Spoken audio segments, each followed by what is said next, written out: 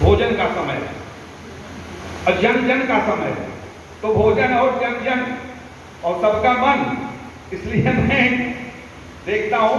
एक बात मैं बताना चाहता हूं कि गीतांजलि के बारे में थोड़ी सी आपको बात कहूंगा।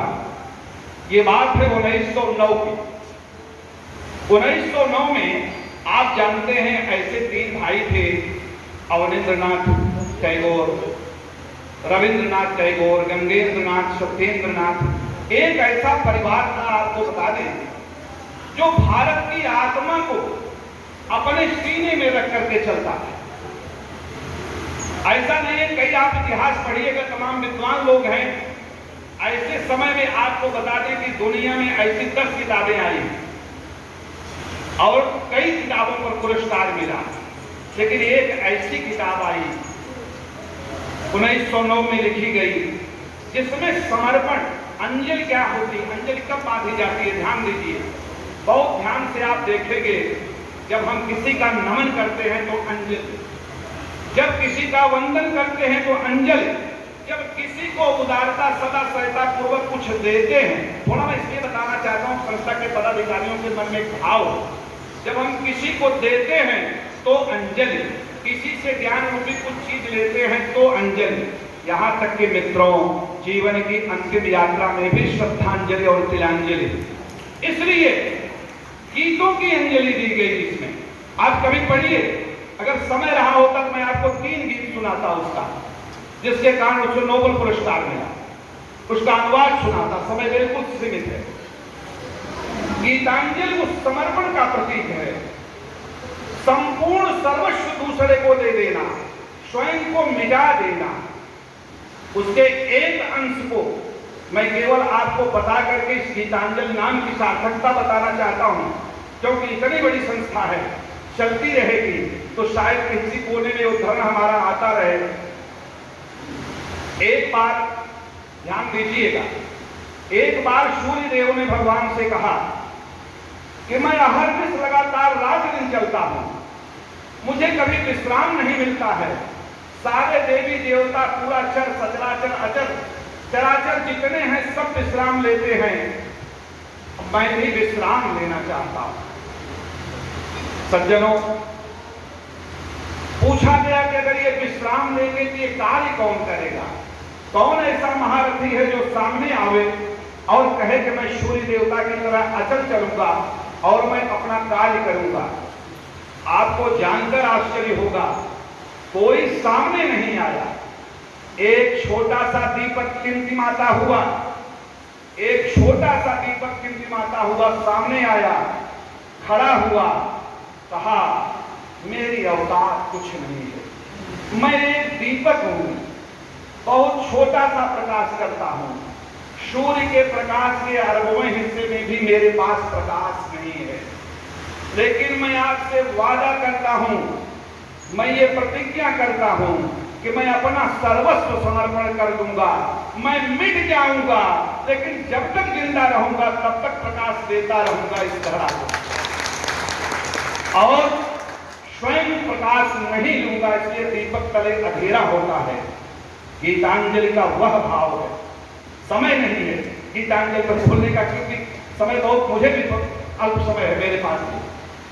गीतांजलि का वह भाव है, उस भावपूर्ण शिव रचना लिखी गई है जिसे 1913 में नोबेल पुरस्कार मिला था, और भारत को मिलने वाला पहला नोबेल गीतांजलि पर ही मिला था। धन्य है ये लोग, धन्य है वो लोग जो बैठे हैं उस समय के, देखिए कि जिन्होंने इस नाम को लिया, जिसने विशेषण में गीतांजलि दिया। मैं बार बार अंजलि जोड़कर उन्हें प्रणाम करता हूं, उनका अभिनंदन करता हूं, उनका वंदन करता हूं। सज्जनों, एक बात जाने रहिएगा, परंपराएं संस्कृत के आधार पर चलती है और संस्कृत परंपराओं के आधार पर चलती है। जिन लोगों ने अपनी परंपराओं, अपने प्रतिमानों और अपनी संस्कृति को भुला दिया है, आप देख लीजिए कहीं न कहीं वो बिखर गए।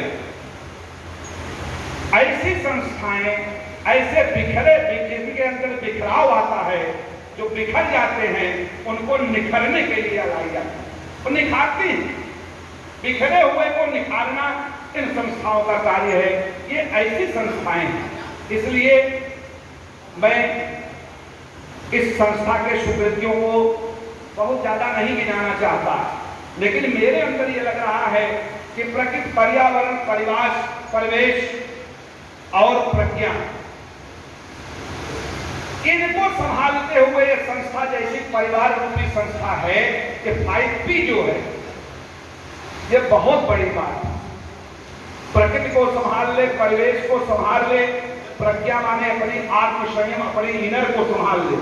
सब कुछ कलमश कसाए, सब कुछ इसी के भीतर भरा है, इसी के भीतर है। इसको निखार दे, जो मन को बहार दे, कलमश कसाई को हटा दे, वही संस्था है। जब आप दुर्गा की नयनाभिराम छवि देखते हैं तो आपको लगता है कि सारे कलमश कसाई एक कोने में हैं। जब गीतांजलि के सेवकों को देखते हैं कि वो तेरा वैभव अमर रहे मां, हम दिन चार रहे न रहे, इस भाव से अपना समर्पण कर देते हैं, तब लगता है कि संस्थाएं ऐसे ही चलती हैं। संस्थाओं को चलने के लिए त्याग की जरूरत पड़ती है। सज्जनों, एक बात जाने रहिएगा कि बहुत सारे लोग हैं जिनके पास विद्वता के बहुत बड़े पिरवे हैं, लेकिन धरातल पर मरुस्थल हैं। आप देखिए, धन संपदा, वैभव, विद्वता का इतना बड़ा मुकुट बांध करके समाज में है, लेकिन जब सेवा, समर्पण, साहचर्य, सद्वृत्ति का बात आती है तो उनके अंदर आपको सूखा रेगिस्तान आता है। संवेदनाएं मृत हो गई हैं, भावनाएं जड़ता प्राप्त कर ली हैं।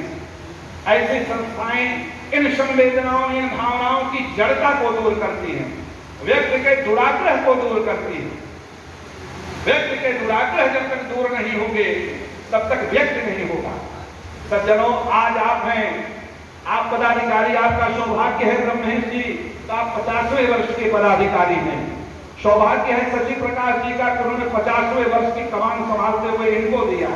विवेक सेठी जी और ये शागल, ये जो नए पदाधिकारी हुए, जो निवर्तमान हैं, इनके लिए आपने समर्पण किया है। इसलिए समर्पण का जो भाव है उसको ध्यान रखे रहिएगा, कभी भूलिएगा नहीं। ये केवल दुर्गा पूजा नहीं होती। मैं आज आपको बता दूं, भारतीय संस्कृति में विद्वान लोग बैठे हैं, प्रतिदिन त्योहार होता है। आप पंचांग देखिए, प्रतिदिन त्योहार, उत्सव धर्मी भारत की संस्कृति है। और जिसके मन से उत्सव गायब हो गया, जिसके मन से भाव गायब हो गया, जिसके मन से प्रेम, उमंग, उन्माद, रचना, शिल्प गायब हो गया, जिसके मन से साहित्य, संगीत, कला गायब हो गई, फिर वो तो क्या है, वो उस वृक्ष का सूखा पत्ता है। जैसे वृक्ष का सूखा पत्ता बयार आने के बाद कहां गिरेगा निश्चित नहीं रहता है, वो उस वृक्ष का सूखा पत्ता है, कहां गिर जाएगा पता नहीं चलता है। सूखा पत्ता न बनिए, वो बिरवा बनिए। आप देखिए, आप अपने घर में पौध लगाते हैं, एक छोटा सा लगाने वाला पौधा कब उग करके बड़ा हो जाता है। एक बात बताऊं, ध्यान से विवेचना करिएगा हमारे शब्दों की। वो पौधा जब बड़ा हो जाता है तो बड़ा होने में उसकी आवाज सुनाई नहीं देती है, धीरे धीरे कब बड़ा हो गया। लेकिन वह पौधा, ध्यान दीजिए, जब सेवा देते देते, फल देते देते, अपना अमृत तत्व देते देते जिस दिन कटता है उस दिन आवाज आती है वृक्ष के कटने की। बहुत त्याग से संस्थाएं बनी हैं, ऐसे नहीं चलती। एक बात जानिए, मैं स्वयं 3-4 बार हिंदुस्तान पार के लोग होंगे, मैं मूल्यांकन में, हम और विश्वकर्मा जी कई बार मैं संस्थाओं के मूल्यांकन में अपरोक्ष रूप से रहे हैं। 10 किलोमीटर पैदल चले, आपको बताएं, पैर टूट जाता, सबको देखना था, ग्रेडिंग लेनी थी। लेकिन गीतांजलि की अंजलि हमेशा भरी रही, हमेशा फैली रही। ये बहुत बड़ी बात है। तो मैं ये कहना चाहता था, इसको अब मैं क्या कहूं गीतांजलि के बारे में। नास्त जीवा में वाणियाम नैव कहता रजनीकांत जी बैठे हैं कि नैनों ने जो दृश्य देखा, नैनों ने जो दृश्य देखा वाणी उन्हें शब्द नहीं दे सकती, वाणी जो शब्द दे रही है नयन उससे ज्यादा देखे हैं, इसलिए मैं गीतांजलि को देखा। एक बात और कहूंगा कि ऐसी संस्थाओं को चलाने के लिए आप लोग वास्तविकता की भावभूमि पर आएंगे। क्यों? क्योंकि अमरत्व तभी प्राप्त होता है जब भावभूमि में कल्पनाएं कम हो, रचनाएं ज्यादा हो। मैं इसलिए कह रहा हूं कि यह पौधा आपका जो है ओरिजिनल नहीं, बुरा मत मानिएगा। अगर इस रचना शिल्प की जिस दिन आप ओरिजिनल इतने बड़े बड़े पौधे समाज और जनता को देना शुरू कर देंगे, उस दिन उसकी अंजलि और सूर्य के तमाम प्रकाश में आएगी। इसे नहीं कहना चाहिए, लेकिन मैं चाहता हूं अगर आप दिल से किसी का हित चाहते हैं, रामचरितमानस में सचिव वैद्य गुरु तीन जो प्रिय बोले भय आस, राजधर्म कंती कर होए बेग ही नाश। इसलिए सत्य को सत्य की तरह कहना सीखिए। ये समय आएगा, इसलिए आप लोग जो भी कुछ किए, ये भारत की अभय भूमि है, ये मां भारती का प्रसाद है, ये यमदग्नि ऋषि की तपस्वी है। आप जाने रहिएगा, यहाँ जितने लोग बैठे हैं सभी के सभी अपने क्षेत्र के महारथ हैं। बहुत सारी बातें थी, मैं उन बातों को समेट करके यही कहूंगा कि दर्शन का एक कथन है, सब लोग जानते हैं, उपभोक्ता और उत्पादक केवल भोक्ता बन करके, केवल भोक्ता बन करके जिसने संस्कृत को जिया है, मैं आपको बता दूं वह बहुत दिनों तक नहीं जिया। जिसने अपना बंटवारा अन्य जन परो वेद गणना लघुचेत शाम उदार चरिता नाम तू वसुधैव कुटुंबकम, यह मेरा है, यह ब्रह्मेश का है, ऐसे भी संस्थाओं में कर दिया कि ये इनका कार्य है, तो मैं आप बताऊं वो संस्थाएं मृत हो जाती हैं। लेकिन जिसने त्याग किया है वो त्याग चलता रहता है। कहा भी गया है, बहुत बड़ी बात कही गई, सोचिएगा कि बंसी तो जल गई राख में, बंसी तो जल गई राख में, लेकिन उसका गीत बाकी है। राही तो मिल गया राख में, लेकिन उसका अतीत बाकी है, लेकिन उसका अतीत बाकी है। हर व्यक्ति का अतीत रखा जाता है। इसलिए आप बहुत परिश्रम के साथ निश्चित रूप से आगे बढ़िए। मेरी शुभकामना है, भाव भूमि पर कभी भी कलमश कसाए, जात धर्म भेद संप्रदाय ऊंच नीच छोटा बड़ा का मत लाइएगा, तभी संस्थाएं पुष्पित पल्लवित होंगी। त्याग से, जब त्याग की खाद से और परिश्रम के जल से संस्थाओं को आप सींचेंगे, तो जब अपनी विरासत ब्रह्महिंस जी किसी दूसरे को देंगे तो मुस्कुराता हंसता हुआ वो पौधा और सुंदर लगेगा। इसलिए उस पौधे को, उसको सिंचित करिए, अपनी परंपराओं के आप स्वयं करता धरता वाहक बनकर के जिम्मेदारी संभालिए।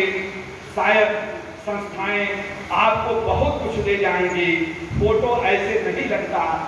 किसी का मरने पे, मैं आपको बता दूं, व्यक्ति की मृत्यु हो जाती है, लेकिन उसका सुयश कभी नहीं मरता, उसके सुकृत्य नहीं मरते, उसका जो आचरण है वो कभी नहीं मरता। आप प्रयास करें। मैं अपनी बात को समाप्त करके नवनिर्वाचित पदाधिकारियों को शुभकामना, मंगल कामना, और जितने हमारे पूर्व पदाधिकारी और जो जुड़े हैं सबको शुभकामना देते हुए केवल एक बात रखिएगा, इस चर्चा के माध्यम से समाप्त कर रहा हूं कि कोशिश कर, ध्यान देना, एक मिनट, कोशिश कर, फल निकलेगा, आज नहीं तो कल निकलेगा।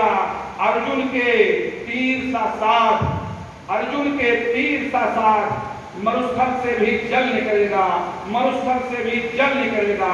मेहनत कर, मरुस्थल को पानी दे, मेहनत कर और मरुस्थल को पानी दे। बंजर जमीन से भी फल निकलेगा, बंजर जमीन से भी फल निकलेगा। कोशिश कीजिए, संस्थाओं को अमृत दीजिए। जितने लोग बैठे हैं, बीजेपी, विभिन्न दलों के, संघ के, तमाम संस्थाओं के, मैं जिनका नाम नहीं लिया हूं, सर्वमान्य वही हैं, मैं उनको प्रणाम करता हूं।